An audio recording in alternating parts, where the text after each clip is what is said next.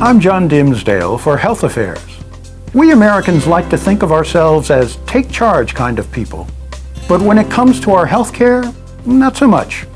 We're likely to defer life-determining decisions to the experts, our physicians, our nurses, our pharmacists, and other healthcare professionals. But there's a growing philosophy in the medical community that patients should be full partners in the decisions about what treatments are best for them. Take the case of Patty Skolnik, who has turned a personal tragedy into a campaign to help patients and their families become more informed about and involved in the medical choices they face.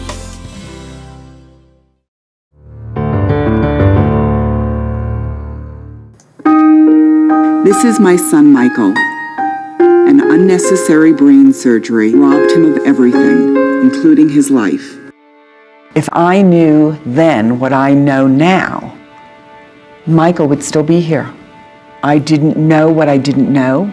I didn't know what questions to ask. Patty Skolnik followed a doctor's recommendation that Michael have surgery to remove a suspected brain cyst. Skolnik now says that had she done some background research into Michael's treatment option, she would have decided that surgery was the wrong way to go.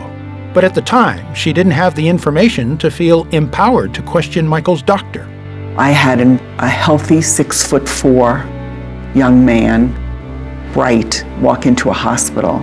And I had a 6'4" infant with a third grade mentality who was partially blind, psychotic, couldn't speak, couldn't eat, couldn't walk, leave.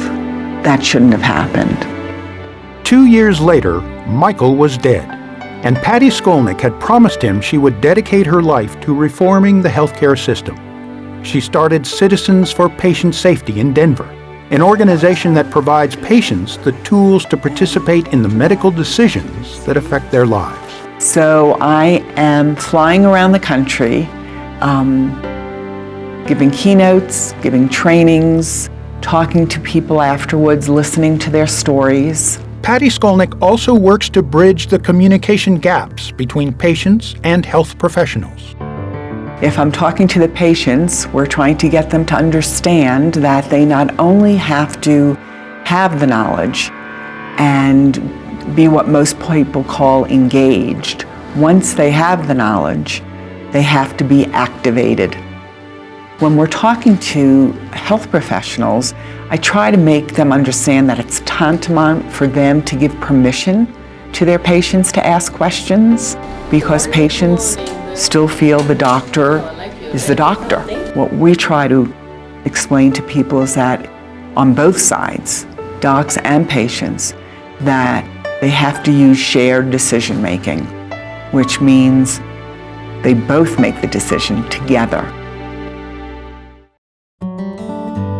The knowledge to make informed medical decisions can be complicated and even overwhelming for most people. Kelly Young knows that firsthand. She's lived for 7 years with unrelenting rheumatoid arthritis. It was difficult to find reliable information that you could clearly understand. And I found that some of the things patients were saying were contradicted on professional websites. Kelly decided to improve a patient's access to reliable information. She's now president of the Rheumatoid Patient Foundation, speaking around the country, urging that patients get a greater voice in their health care. And she's a partner in a research project studying the impact of including patient-centered outcomes in routine care, funded by the Patient-Centered Outcomes Research Institute. I don't think that we will have great advances in research or treatment and care and finally improve the mortality rate for people living with rheumatoid disease unless the patient voice is heard and patient input is used in research. And of course, helping patients to be informed, to know when they're getting good care and to know how to seek good care is critical too.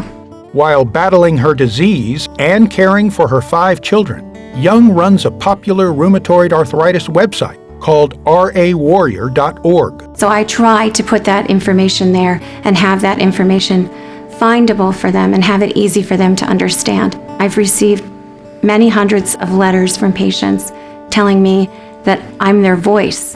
And we have this community where we support each other, but we also need to have the rest of the world hear what our experience is.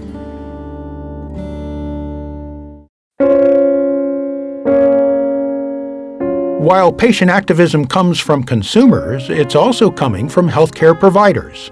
Take the case of Dr. Jonathan Welch, an emergency physician at Brigham and Women's Hospital in Boston.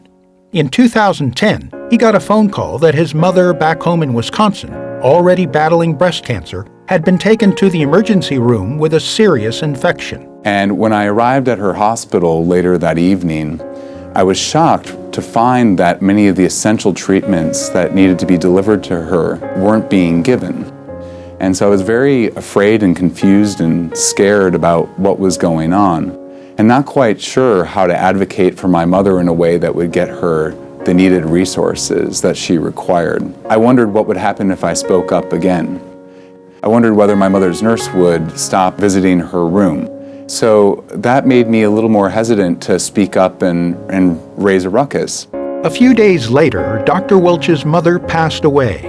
This tragic experience, recounted in a Health Affairs essay, gave him a new cause, urging hospitals to solicit more input from patients and their family members. They know the medications that they're taking. They know the side effects that they're experiencing.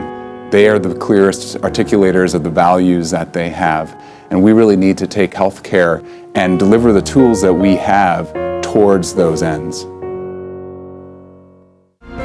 The medical community has begun to recognize the potent benefits of soliciting broad public engagement in healthcare decisions. The Affordable Care Act, signed into law by President Obama in 2010, set up the Patient-Centered Outcomes Research Institute. PCORI takes the trend one step further by encouraging patients and other healthcare stakeholders to become real partners in research itself. Its studies are designed to find out what works best and for whom. Research projects like the one Kelly Young is partnering in. All too often, though, data on what's most effective just aren't available. So it's harder for patients or their clinicians to make informed choices about treatment options. In the next two videos, we'll look at some of that research and the early success stories that show patients are vital partners in improving healthcare delivery in the United States. I'm John Dimsdale for Health Affairs.